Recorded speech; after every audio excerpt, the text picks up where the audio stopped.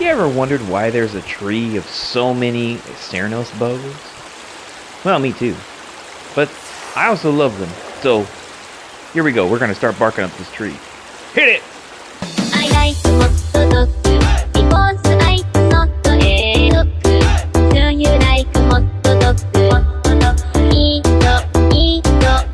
hot dog. Hot dog burger. Coca-Cola. Hot dog.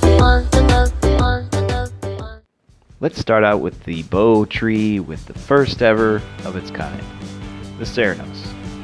Cernos kind of basically got dwarfed from all the rest of the bows, mainly because as you can see they had a very high amount of impact with amount of slash and puncture to boot, which provides itself a good balanced bow, at least for the most part. It's mostly heavy impact, so it kind of, on face value, it's not the greatest bow, not like the Dread or the Paris was. This bow, however, Mutal Cernos, is a mystery to me still. Maybe one day I'll make some commentary about it, but as you can see, very low critical chance, very high status chance, but a very low stats for how it's trying to perform, plus also its unique little thing only gives small single-digit toxin damage numbers. Let's look at this bow.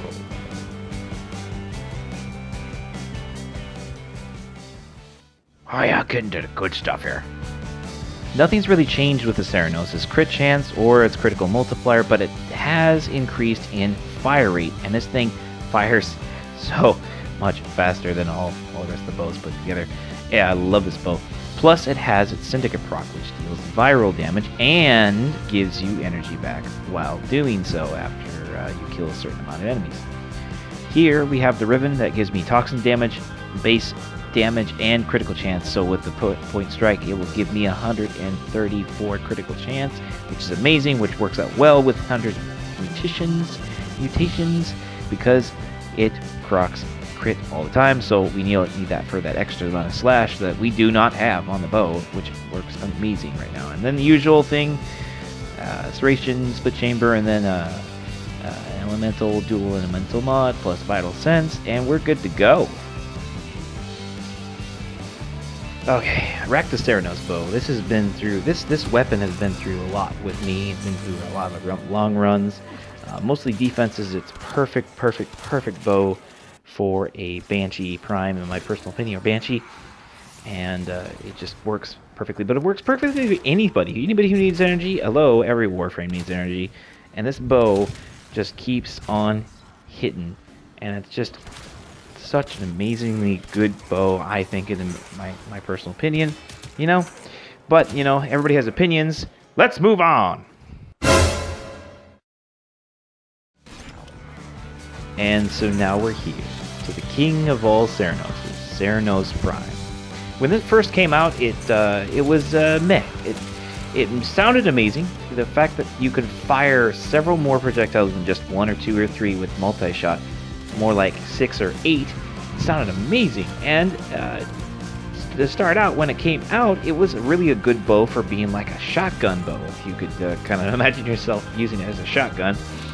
But it has improved even more to the point of being quite noteworthy because of the fact of its alignment is better adjusted, and when you use the vertical option as opposed to the horizontal option, you have much more killing power. However, the horizontal is really nice, and you can always adjust these weapons as you see fit and to your pleasure and needs. And this is the Cernos Prime. I love this weapon, and it's great, and it works at high levels. Can't say much more than that. But let's get on with the build, eh? The build for this Daddy-O is not much different from my Rack to Cernos build, but because it needs a little bit more help with fire rate, I added in personally for me Vigilante Fiver, which also adds to your critical chance doubling up. Since we got 134, we're like, why not? Plus the 100 munitions, and then of course we got a hammer shot and a vital sense, thus really amping up all this damage that is being used. And this is the build, my friends. Of course, now obviously the Riven is not going to be able to be used by everybody, not to mention you won't have my exact one. If you do have my exact one, wow, good job. But yeah, this is the build. Try it out yourself, in a sense. Or try something of that like.